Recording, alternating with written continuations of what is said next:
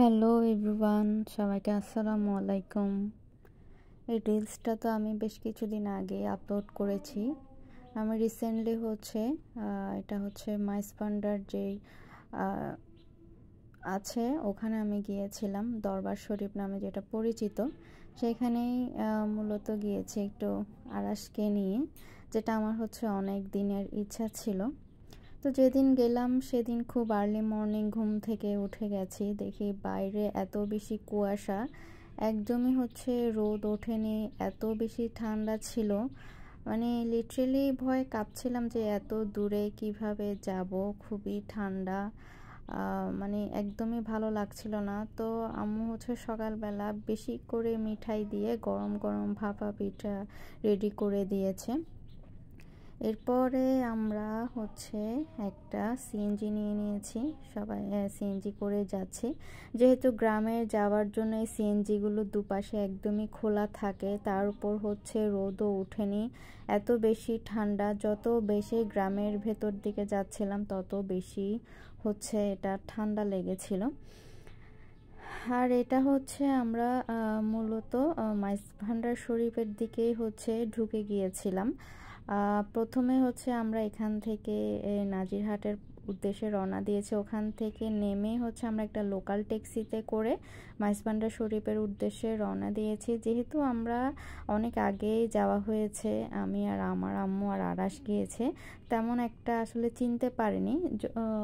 CNG আলাটা অনেকটাই ভালো ছিল। উনি আমাদেরকে প্রথমে নানুপুর, যেটা অনেক দূরে, নিয়ে গিয়েছিল। তো আমরা একজনকে জিজ্ঞেস করলাম যে আমরা ভান্ডার শরীফে যাব। ওনারা বলেছে আপনারা তো ভান্ডার শরীফ ফেলে চলে এসেছেন, আপনারা নানুপুর চলে এসেছেন। দেন সিএনজি ওয়ালাটা বললো সমস্যা নাই, আমি আপনাদেরকে পৌঁছে দিব ভান্ডার শরীফ পর্যন্ত। তো ওই সিএনজি করে আমরা আবার চলে এসেছি এখানে।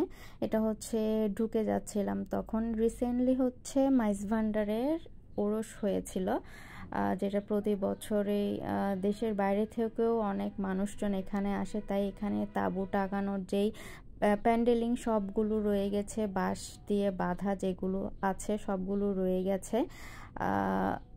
রিসেন্টলি যেহেতু ওদের ওরসটা শেষ হয়েছে, এখানে অনেক বড় করে কিন্তু ওরস হয়।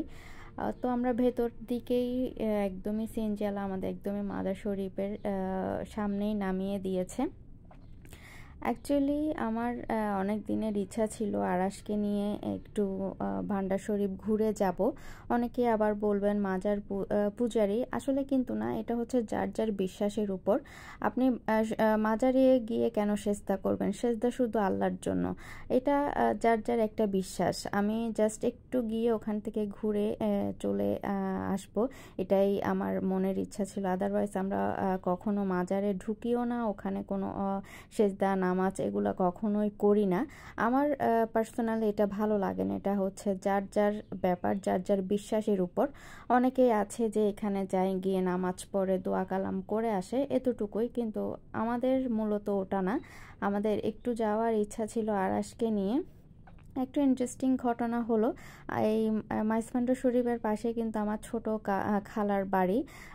আরাস যখন পেটে এসেছিল আমি জানতাম না, তখন কিন্তু আমি মূলত ওখানেই ছিলাম, মানে আমার খালার বাড়িতে, মাইজভান্ডার শরীফের পাশেই খালার বাড়িতেই ছিলাম। তখন প্রথম আরাসকে পেটে নিয়ে কিন্তু আমি ওখানে গিয়েছিলাম। এরপরে একটা মনে মনে আমার অনেক দিনের ইচ্ছা ছিল ওকে একটু এখানে ঘুরিয়ে নিয়ে আসবো। এখানে কিন্তু কয়েকটা অনেকগুলোই আসলে মাজার আছে, অনেকজনেরই মাজার আছে, আউলিয়া যারা আছেন তাদের। এতটুকু আমার জ্ঞান নেই, আমার যতটুকু আছে জানি যতটুকু অতটুকুই।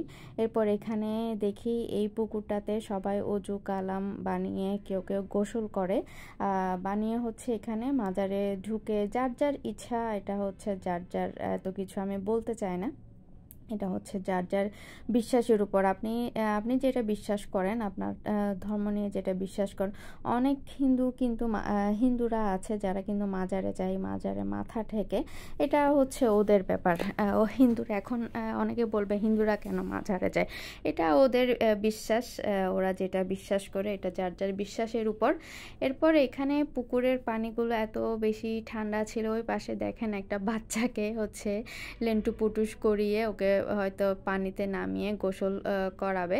আমার আরাশকে একটু করে নামিয়ে হচ্ছে আমি ওর মুখ হাতটা একটু ধুয়ে দিয়েছিলাম আর একটু করে পানি এনেছিলাম, যেটা হচ্ছে আমি বাসায় এনে ওকে গোসল করিয়েছি। যাই হোক, এখানে এই সবগুলো ভিডিও কিন্তু আমার আম্মুই করে দিয়েছে আমাকে, যেহেতু আমাদের সাথে আর কেউ ছিল না। তো আরাশ তো পানি দেখে, বিশাল এত কিছু দেখে সে অনেক বেশি খুশি। অনেক চারিদিকে দেখছে, চারিদিকে এত বিশাল এত কিছু মানুষজনের আনাগোনা একদমই খোলা পেয়ে সে অনেক বেশি হচ্ছে খুশি। যাই হোক, এদিকে ঘুরে ঘুরে মাজারগুলো সব দেখছিলাম। এত সুন্দর সুন্দর সব কিছু, এত সুন্দর, এত ভালো লাগছিল, এত শান্তি লাগছিল যে এখানে মানে খুবই ভালো লাগছে আসলে। এরপরে এখানে সবসময় দেখা যায় কি খাবার দেয় মানুষকে, খাবারের আয়োজন হয় প্রতিদিন। জানি না কয়শো মানুষের এখানে খাবার হয়, যারাই যায় সবাই খাবার খেয়েই আসে। আমরা মূলত একটু দেখতে গিয়েছিলাম, তাই আর খাবার দাবার এখানে আর কোনো কিছু করিনি, কিন্তু মূলত যারা অনেক দূর থেকে যায় সবাই কিন্তু খাবার খেয়েই আসে এখানে। এখানে বেশ কয়েকটা মাজার আছে। আমরা যেহেতু অতটুকু চিনি না, আমরা জাস্ট আশেপাশে যেগুলো ছিল ওগুলো একটু ঘুরে ঘুরে দেখে আসছি। এখানে কয়েক শত মানুষ আছে, কয়েক ধরনের মানুষ আছে, যার যার আসলে যার যার মতো করে শেষে গিয়েছে, যার যার মতো করে শেষে চাই আল্লাহর কাছে। এটা জাস্ট একটা উসিলা আর কি। তো একদমই রোদ উঠেনি সেদিন, এত বেশি ঠান্ডা, আর যত বেশি গ্রামে যাবেন অত বেশি কিন্তু ঠান্ডা। এরপরে বের হয়ে যাওয়ার পথে এখানে হচ্ছে ভান্ডার শরীফের যেই বড় বড় মূলাগুলো পাওয়া যায়, 10 থেকে 12 কেজি ওজনের যে মূলাগুলো পাওয়া যায়, সেগুলো নাকি এবার ওরসের সময় মানুষ এত বেশি এনেছে, যতটুকু বেচা গিয়েছে অতটুকু বেচেছে, বাকিগুলো নাকি সব ফেলেই তারা চলে গেছে। তাই এগুলো এখন দেখা যাচ্ছে চিটংয়ের অনেকগুলো বাজারে এগুলো এখন পাওয়া যায়। বেশ অনেকগুলো বাজারে দেখলাম এই ভান্ডারে মূলাগুলো পাওয়া যাচ্ছে, কারণ এত বেশি এবার বাম্পার ফলন হয়েছে এই মূলাগুলোর। তাই যতটুকু বেচা গিয়েছে অতটুকু বেচেছে, বাকিগুলো ওরা আর ফেরত নিয়ে যায়নি, এগুলো ছড়িয়ে ছিটে এখানে ফেলে গেছে। তাই এখানে স্থানীয় অনেক বাজারের মানুষগুলো এগুলো দেখা যাচ্ছে চিটংয়ের অনেক শহরের বাজারে এগুলো নিয়ে এসেছে। তাই এখন শহরের বাজারগুলোতে কিন্তু এ ধরনের মূলা এখন পাওয়া যায়, খেতে কিন্তু খুবই টেস্টি।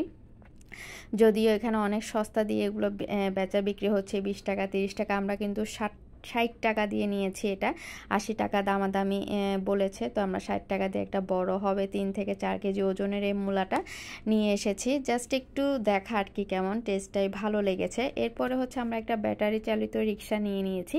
ওখান থেকেই যেহেতু দূরের পথ, ওখানে কোনো সিএনজিও পাওয়া যাচ্ছিল না, তাই এই রিক্সাটা নিয়ে হচ্ছে আমরা সুন্দর করে বাতাস খেতে খেতে বের হয়ে যাচ্ছিলাম। আর পথঘাটগুলো এত বেশি ভালো লাগছে দেখতে, এত মানে চোখের সৌন্দর্য, চোখের মানে আই সুদিং যেটাকে বলে, এত ভালো লাগবে গ্রামের পরিবেশে যদি আপনি যান।